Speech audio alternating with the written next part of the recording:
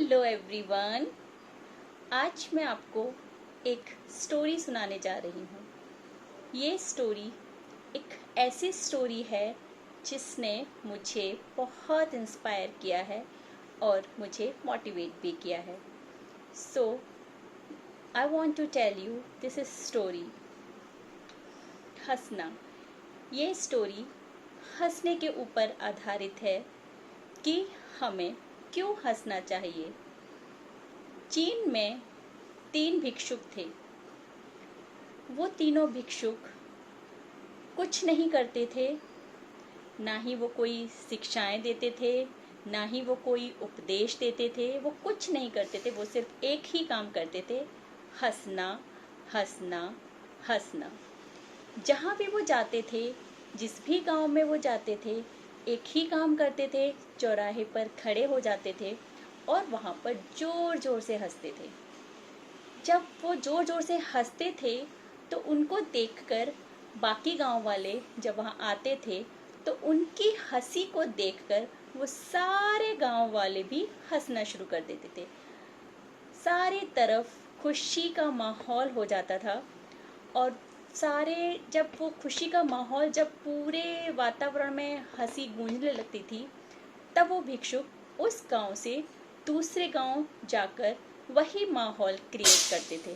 फिर वो तीसरे गांव जाते थे, वहां भी वो वही सीन क्रिएट करते थे। इस तरह से वो एक गांव से दूसरे गांव, दूसरे गांव से तीसरे गांव जाते रहते थे और सबको हंसाते रहते थे। एक दिन क्या हुआ कि जब वो एक गांव में ठहरे हुए थे रात को, तो उन तीनों भिक्षुक में से एक भिक्षुक की मृत्यु हो गई। उस भिक्षुक की मृत्यु पर जब गांव वालों को पता चला तो उन्होंने सोचा कि आज हम इन भिक्षुक को रोते हुए देखेंगे, क्योंकि उन्होंने ना कभी उनको रोते हुए नहीं देखा था, हमेशा उन लोगों को हंसते हुए ही देखा था। सारे गांव वाले बड़े एक्साइटेड थे उनके रोने को देखने के लिए, लेकिन हुआ इसके अपोजिट। वो दोनों भिक्षुक अपने साथी की मौत पर जोर जोर से हंसने लगे। इतनी जोर जोर से हंसे कि हंसते हंसते वो लोटपोट हो गए। जब उनको हंसता हुआ देखकर गांव वालों ने उनसे कहा कि किसी की मौत पर हंसते नहीं हैं, आपको अपने साथी की मौत पर रोना चाहिए, हंसना नहीं चाहिए। तो इस पर पहली बार वो भिक्षुक बोले।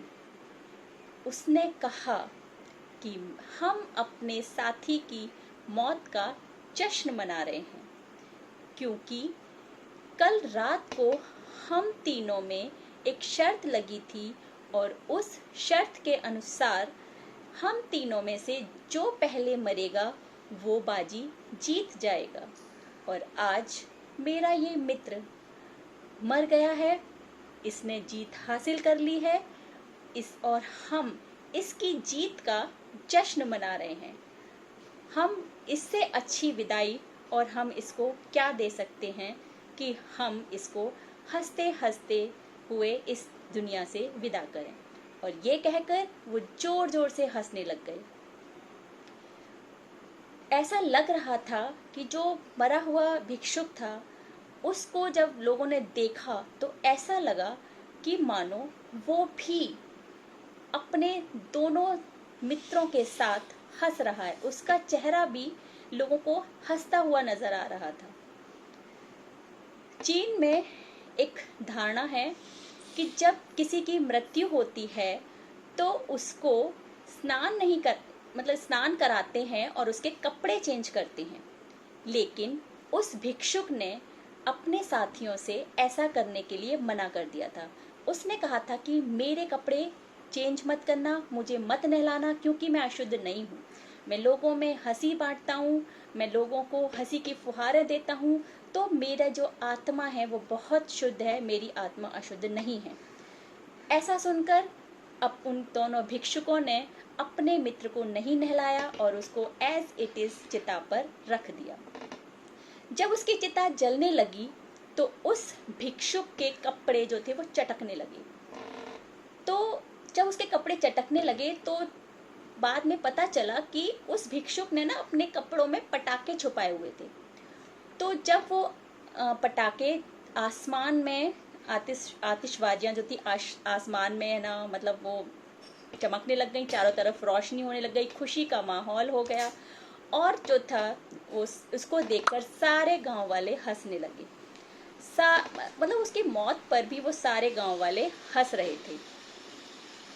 तो ये स्टोरी हमें ये बताती है कि हमें हंसना चाहिए, रोना नहीं चाहिए, क्योंकि वो भिक्षुक भी अपने मरते मरते वो इस पूरी दुनिया को हंसा कर गया। तो ब्रह्मांड के इस रहस्य को समझो, हंसो, क्योंकि हंसना आपके द्वारा की गई प्रार्थनाओं में सर्वश्रेष्ठ है। हंसो क्योंकि मुस्कुराहटें आत्माओं का चुंबन है। हंसो क्योंकि हंसी के हथियार के सामने कोई नहीं खड़ा हो सकता। सब कुछ भूलकर हंसो, सब कुछ भूलकर, अपने दुख, दर्द, तकलीफें भूलकर हंसो, ताकि आप इस ब्रह्मांडीय हंसी का हिस्सा बन सकें। तो दोस्तों, कहना बहुत आसान है कि हंसो, but we can try and we will. धन्यवाद।